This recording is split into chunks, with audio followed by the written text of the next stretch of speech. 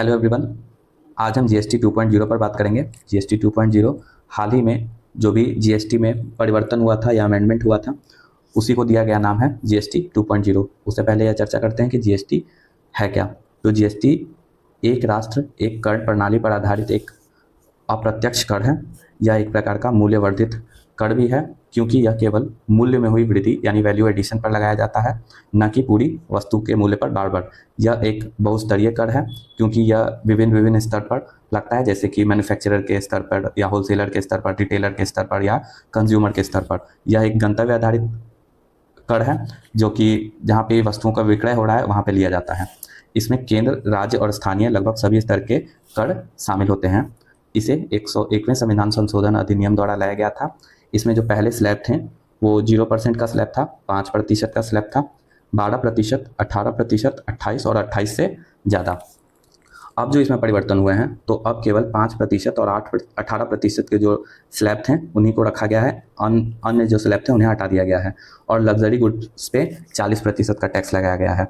अब इससे क्या क्या बेनिफिट होगा, इस पर चर्चा करते हैं। इससे क्या होगा कि ईज ऑफ डूइंग बिजनेस आसान हो जाएगा, क्योंकि जो टैक्सेशन का सिस्टम है उसको और सरल बनाया गया है। इससे क्या होगा, अगर हम टैक्स कम किए हैं तो इससे कंजम्पशन बढ़ेगा और ग्रोथ रेट भी बढ़ेगा। ऐसा माना जा रहा है कि इससे जीडीपी में 0.8% से लेकर 0.9% का ग्रोथ हो सकता है। इससे क्वालिटी ऑफ लाइफ जो है उसमें भी इम्प्रूवमेंट होगा, क्योंकि चिकित्सीय सेवाएं हैं या बीमा है उन पर टैक्स को कम कर दिया गया है।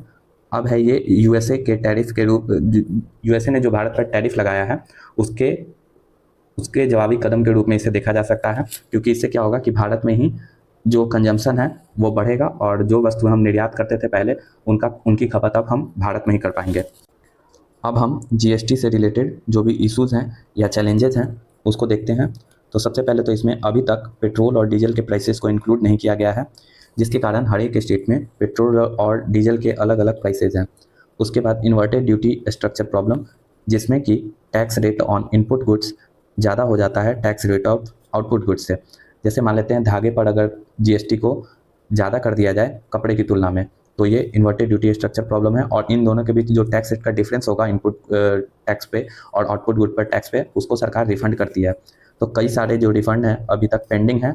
इसके कारण एमएसएमई सेक्टर जो है निगेटिवली अफेक्ट हुआ है, नकारात्मक रूप से प्रभावित हुआ है। इसके कारण जो वर्किंग कैपिटल है या फंडिंग है उसमें कमी देखी गई है। उसके बाद एक महत्वपूर्ण मुद्दा है राज्यों की क्षतिपूर्ति। राज्यों को अब सेंट्रल सरकार या केंद्र सरकार ने क्षतिपूर्ति देना बंद कर दिया है, जिससे कि सरकार, जो राज्य सरकार है वो फाइनेंसेस के लिए सेंट्रल सरकार पर, केंद्र सरकार पर अधिक निर्भर हो गई है। इसके कारण राज्य सरकार को राजस्व की हानि हुई है। उसके बाद इनपुट टैक्स क्रेडिट की जो मैकेनिज्म है वो काफ़ी अभी भी जटिल बना हुआ है। इसके बाद हम जीएसटी और ग्रोथ के रिलेशन को समझ सकते हैं। ये फ्लो चार्ट आप अपने एग्जाम में बना सकते हैं। जीएसटी का इम्प्लीमेंटेशन इस प्रकार होगा, जीएसटी का अगर कम किया जाएगा तो इन्वेस्टमेंट बढ़ेगा तो प्रोडक्शन भी बढ़ेगा, प्रोडक्शन बढ़ेगा तो जीडीपी भी बढ़ेगी, उसके बाद ग्रोथ रेट भी बढ़ेगा। तो आज के लिए इतना ही। Thank you and have a nice day.